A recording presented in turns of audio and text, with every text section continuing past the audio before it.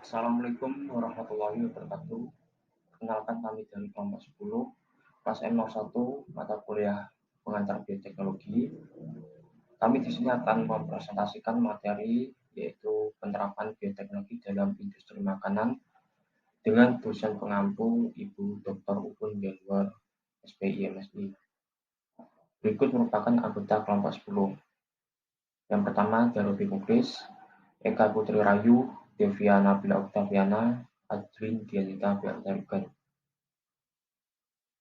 Untuk topik bahasan yang akan kami bahas pada materi PPT kali ini adalah 1. Pengertian dan sejarah bioteknologi pangan. 2. Bioteknologi pangan konvensional. 3. Bioteknologi pangan modern. 4. Bioteknologi tanaman pangan. 5. Bioteknologi hewan pangan. 6. Mikrobiologi pangan. 7. Bioteknologi fermentasi. Baik, di sini saya akan membahas mengenai bioteknologi pangan. Bioteknologi pangan itu ilmu yang mempelajari tentang pemanfaatan berbagai jenis mikroba atau mikroorganisme yang menguntungkan dan memiliki tujuan untuk menghasilkan produk pangan bagi manusia. Selanjutnya di sini ada sejarah mengenai bioteknologi pangan. Pada tahun milenium keempat, orang Mesir mengembangkan penggilingan gabah, baking, membuat bir. Pada milenium ketiga, orang Mesir dan Sumeria mengawetkan susu, sayur dengan fermentasi asam. Pada milenium ke-1, freeze drying alami dan udara terbuka pada kentang yang dilakukan oleh suku Andean Amerindians. Pada abad ke-19, tahun 1820, Braconnot yang berasal dari Prancis menghidrolisa gelatin untuk memproduksi glisin, daging, dan wool-lisen. Pada tahun 1860, Louis Pasteur yang berasal dari French membuktikan bahwa mikroba adalah bukan penyebab hasil dari fermentasi dari barang yang telah busuk. Pada tahun 1980, Rockefeller Foundation dan International Race Research Institute menemukan cara transgenik untuk mentransfer sifat antihama antara oriza liar dan hasil panen dikembangkan pangan transgenik lain. Lalu di sini ada kelompok bioteknologi pangan, ada teknologi sel mikroba untuk memproduksi pangan terfermentasi dan aditif pangan. Lalu ada pengaplikasian enzim untuk persiapan bahan maupun pengolahan pangan. Ada kultur sel dan tanaman transgenik serta rekayasa protein. Selanjutnya ada manfaat bioteknologi dalam bidang pangan. Untuk manfaatnya menghasilkan produk makanan yang bergizi tinggi. Contohnya ada tempe, roti, dan nata de coco. Manfaat selanjutnya menghasilkan produk pangan hasil fermentasi alkohol. Contohnya ada tape dan bir. Menghasilkan produk pangan hasil fermentasi asam. Contohnya itu ada yogurt dan keju. Selanjutnya ada menghasilkan produk bahan penyedap. Contohnya ada tauco, kecap, terasi, dan cuka. Untuk selanjutnya di sini saya akan membahas mengenai bioteknologi pangan konvensional. Dalam bioteknologi pangan konvensional, yang sangat berperan dalam menghasilkan suatu produk pangan yang bermutu yaitu mikroorganisme. Peranan mikroorganisme dalam pengolahan pangan ini adalah mengubah bahan makanan menjadi bentuk lain sehingga nilai gizinya lebih tinggi dan mempunyai cita rasa yang menarik. Lalu produk makanan dan mikroorganisme yang berperan dalam pengolahannya. Di sini ada produk makanan, berbagai macam kue, bahan mentahnya itu tepung gandum, mikroorganisme pengolahnya ada Saccharomyces cerevisiae. Lalu ada kopi, bahan mentahnya itu dari biji kopi, mikroorganisme pengolahnya yaitu Erwinia dissolvans. Lalu ada produk makanannya kecap dengan bahan mentah kedelai, mikroorganisme pengolahnya yaitu Aspergillus swenti. Selanjutnya ada bahan produk makanan yogurt, bahan mentahnya dari susu, mikroorganisme pengolahnya adalah Lactobacillus bulgaricus dan Acidophilus. Selanjutnya ada makanannya itu keju dengan bahan mentah itu dari susu, Mikroorganisme pengolahnya adalah Lactobacillus casei. Lalu ada produk makanan atau ada koko, bahan mentahnya ada air kelapa, mikroorganisme pengolah Acetobacter pseudomonas. Produk makanan oncom dengan bahan mentahnya terbuat dari kacang tanah, mikroorganisme pengolahnya Neurospora crassa. Produk makanannya tape dengan bahan mentahnya dari umbi ketela, pohon atau beras ketan, mikroorganisme pengolahnya Saccharomyces cerevisiae. Produk makanannya tempe dengan bahan mentahnya terbuat dari kedelai, mikroorganisme pengolah Rhizopus oryzae. Selanjutnya akan dijelaskan oleh teman saya. Selanjutnya, saya akan menjelaskan tentang bioteknologi pangan modern. Bioteknologi modern merupakan bioteknologi yang berdasarkan pada rekayasa genetika yang dilakukan dengan memodifikasi gen-gen spesifik dan dipindahkan ke dalam organisme yang berbeda seperti bakteri, tumbuhan, dan hewan.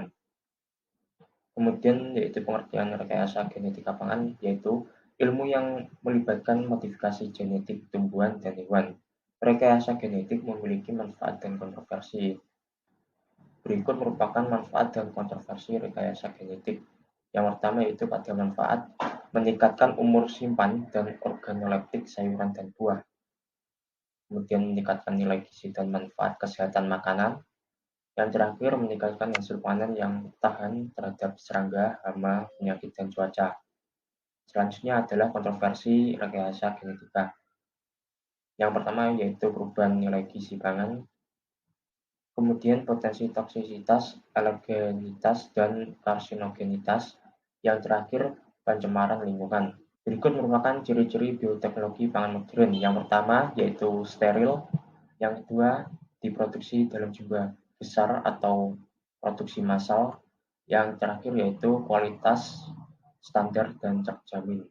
Kemudian metode-metode yang digunakan dalam bioteknologi yang pertama yaitu kultur jaringan, yaitu metode memperbanyak jaringan yang didapat dari jaringan tumbuhan atau hewan yang terlebih dahulu mengalami pemisahan secara mekanis, bisa agregasi atau kimiawi, enzimatis, dan secara in vitro dalam tabung kaca. Selanjutnya itu teknologi DNA rekombinan, yaitu metode merekayasa genetik dengan menyisipkan gen yang dikehendaki ke dalam organisme. Kemudian yaitu hibridoma, yaitu metode menggabungkan dua macam sel eukariot dengan tujuan mendapatkan sel hibrid yang memiliki kemampuan kedua sel induknya. Kemudian yaitu cloning. Cloning merupakan metode untuk menghasilkan keturunan yang dikehendaki yang sama dengan induknya. Kemudian yaitu polymerase chain reaction atau PCR, metode mendeteksi dan menganalisis sekuen asam nukleat secara akurat dan sensitif. Kemudian yang terakhir yaitu hibridisasi DNA, yaitu merupakan metode menyeleksi sekuen DNA menggunakan probes DNA untuk hibridisasi atau pencakapan rantai DNA. Selanjutnya yaitu bioteknologi pengolahan bahan pangan, yaitu pertama ada protein sel tunggal atau disebut dengan PST, yaitu sel mikroba kering seperti hamir, bakteri, dan ganggang sebagai sumber protein untuk pangan dan pakan. Kemudian yaitu fermentasi. Fermentasi merupakan bioteknologi dengan memanfaatkan mikroba untuk menghasilkan makanan dan minuman. Teknologi tanaman pangan. Bioteknologi tanaman pangan merupakan penggunaan mikroba atau biologi untuk melakukan proses spesifik pada tanaman untuk kepentingan manusia. Sejarah produksi bioteknologi pangan dimulai dengan produksi makanan fermentasi seperti wine, roti, atau keju. Baik pemanasan makanan dan aplikasi fermentasi menghasilkan peningkatan signifikan pada keamanan dalam kualitas pangan. Pengembangan bioteknologi tanaman dan pertanian didasarkan pada dua disiplin teknologi yang berkembang pesat, rekayasa genetika dan kultur jaringan tanaman. Salah satu tujuan penerapan bioteknologi tanaman adalah untuk merekayasa tanaman secara genetik, sehingga akan didapatkan tanaman yang lebih unggul daripada varietas yang sudah ada. bioteknologi tanaman dengan transformasi genetik membutuhkan 3 teknik. Yang pertama itu teknik rekayasa genetik untuk merekayasa gen atau DNA yang hendak ditransfer ke dalam tanaman. Yang kedua teknik transfer gen, yaitu untuk mentransfer gen yang sudah direkayasa ke dalam jaringan atau sel tanaman. Yang ketiga teknik kultur jaringan atau kultur sel, untuk menumbuhkan tanaman utuh dari jaringan. Dengan melibatkan ketiga teknik tersebut, pada akhirnya akan diperoleh tanaman hasil rekayasa genetik atau disebut tanaman transgenetik. Selanjutnya yaitu kultur jaringan. Kultur jaringan merupakan teknik menumbuhkan jaringan atau sekumpulan pada medium yang mengandung zat darah yang sesuai dengan kebutuhan jaringan dengan in vitro atau dalam tabung atau gelas kaca. Untuk prinsip dasar dalam kultur jaringan yaitu steril, ketersediaan nutrisi, dan preservasi sel. Kemudian sebuah keunggulan dan kelemahan kultur jaringan yaitu dalam keunggulan yaitu memperbanyak massal, kemudian waktu relatif singkat, tidak terpengaruh musim, terbebas dari penyakit. Kemudian untuk kelemahan yaitu mahalnya biaya operasional, membutuhkan orang yang ahli di bidangnya, dan mahalnya harga bibit kultur jaringan. Rekayasa genetik. Teknologi rekayasa genetik yang dapat digunakan untuk memindahkan sifat tertentu dari suatu individu kepada individu lainnya yang tidak harus berasal dari satu spesies. Contohnya sumber gen bakteri. Virus atau organisme lain bisa disisipkan ke tanaman. Memanfaatkan teknologi rekayasa genetik untuk memperbaikan sifat tanaman meliputi ketahanan terhadap cekaman biotik atau abiotik, toleransi terhadap berbagai kondisi. Prinsip dasar rekayasa genetik itu yang pertama, penyisipan informasi genetik ke dalam organisme. Kedua, replikasi gen. Ketiga, pembelahan atau duplikasi sel dan DNA. Yang keempat, mutagenesis atau mutasi gen baik yang spontan maupun dengan induksi. Yang kelima, DNA atau rekombinan. Keenam, pengklonan gen. Keunggulan dan kelemahan rekayasa genetik itu, keunggulannya itu meningkatkan efisiensi dan produktivitas, nutrisi yang baik, peningkatan masa simpan, nilai ekonomisnya yang tinggi.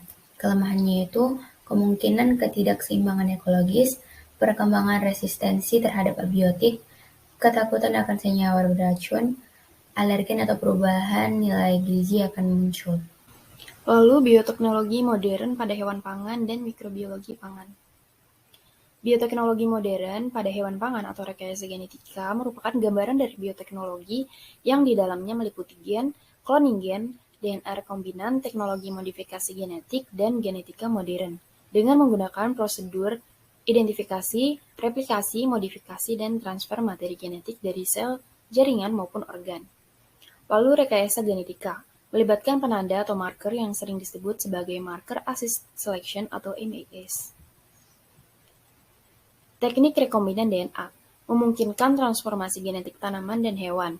American Medical Association atau AMA dan National Institute of Health secara independen menyimpulkan daging dan susu sapi yang diberi RBST sama amannya dengan sapi biasa. Lalu kultur sel hewan. Salah satu contoh penelitian kultur sel hewan yaitu sel embrio ayam. Sel otot embrio ayam dapat tumbuh pada medium penumbuh karena sel tersebut mampu beradaptasi terhadap medium penumbuh dan memanfaatkan nutrisi. Nutrisi-nutrisi yang terkandung dalam medium penumbuh antara lain yang pertama, minimum essential medium, lalu fetal bovine serum, dan antibiotik. Selanjutnya mikrobiologi pangan. Organisme yang sering ditemukan pada pangan dibedakan atas 4 golongan yaitu, yang pertama bakteri. Dalam jumlah yang sangat tinggi dapat mengakibatkan kerusakan makanan, seperti bau busuk, lendir, asam, perubahan warna, pembentukan gas, dan perubahan-perubahan lain yang tidak diinginkan, atau bakteri perusak, patogen. Maksudnya bakteri perusak pangan.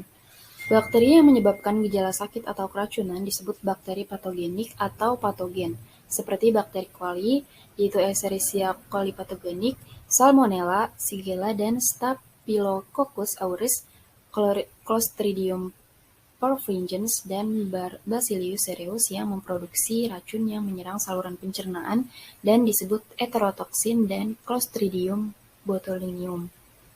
Bakteri dapat dimanfaatkan dalam pembuatan berbagai makanan fermentasi, misalnya sayur asin, ikan peda, terasi, keju, susu fermentasi seperti yogurt dan Yakult, sosis, dan lain-lain. Selanjutnya kapang. Beberapa jenis kapang untuk fermentasi dan perusak bahan pangan seperti yang ada di tabel di bawah. Lalu kamir.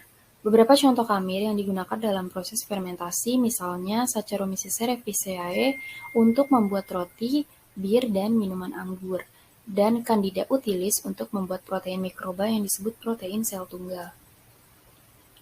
Lalu ada virus. Virus sering mencemari pangan tertentu seperti susu, pangan hasil laut, dan sayur-sayuran serta air. Salah satu virus yang sering mencemari pangan yaitu virus hepatitis A serta virus polio yang sering mencemari susu sapi mentah. Lalu faktor yang mempengaruhi pertumbuhan mikroba pangan dibedakan atas dua kelompok yaitu yang pertama karakteristik pangan, ada aktivitas air, nilai pH atau keasaman, kandungan gizi, senyawa antimikroba. Lalu yang kedua ada kondisi lingkungan, seperti suhu, oksigen, dan kelembapan. Selanjutnya, bioteknologi fermentasi. Bioteknologi fermentasi merupakan suatu cara untuk mengubah substrat menjadi produk tertentu yang dikehendaki dengan menggunakan bantuan mikroba. Produk-produk tersebut biasanya dimanfaatkan sebagai minuman atau makanan. Sebagai proses fermentasi memerlukan yang pertama itu mikro sebagai inokulum, kedua tempat atau wadah untuk menjamin proses fermentasi berlangsung dengan optimal. Yang ketiga substrat sebagai tempat tumbuh atau medium dan sumber nutrisi bagi mikroba. Dan ini skema proses fermentasinya. Biasanya pada teknologi fermentasi digunakan bahan dasar yang mengandung karbon. Kebanyakan berasal dari tumbuhan dan sedikit dari produk hewani. Sebagai contohnya itu biji-bijian atau grain, susu. Sifat-sifat fermentasi ada dua. Yang pertama fermentasi aerobik dan fermentasi anaerobik. Fermentasi aerobik itu fermentasi yang membutuhkan oksigen dalam prosesnya. Sedangkan fermentasi anaerobik yaitu fermentasi yang tidak membutuhkan oksigen dalam prosesnya. Selanjutnya, jenis sistem fermentasi itu ada sistem tertutup dan sistem terbuka. Nah, pada sistem tertutup itu semua nutrien ditambahkan pada awal fermentasi dan pada akhir fermentasi dikeluarkan bersama produknya. Contohnya itu pembuatan bir atau brewing, antibiotik, dan enzim. Sistem terbuka yaitu secara kontinu atau terus-menerus terjadi pemasukan medium kultur dan pengeluaran medium bersama produk. Contohnya itu SCP atau petrokimia. Jenis proses fermentasi itu ada tiga, yaitu yang pertama batch proses atau fermentasi dengan cara memasukkan media dan inokulum secara bersamaan ke dalam fermentor dan pengambilan produk dilakukan pada akhir fermentasi. Contohnya itu food grade dan industrial seperti kosmetik dan kesehatan. Yang kedua ada proses continuous process, fermentasi dengan cara mengalirkan substrat dan pengambilan produk dilakukan secara terus-menerus. Setiap saat setelah diperoleh konsentrasi produk maksimal, contohnya itu antibiotik, pelarut organik.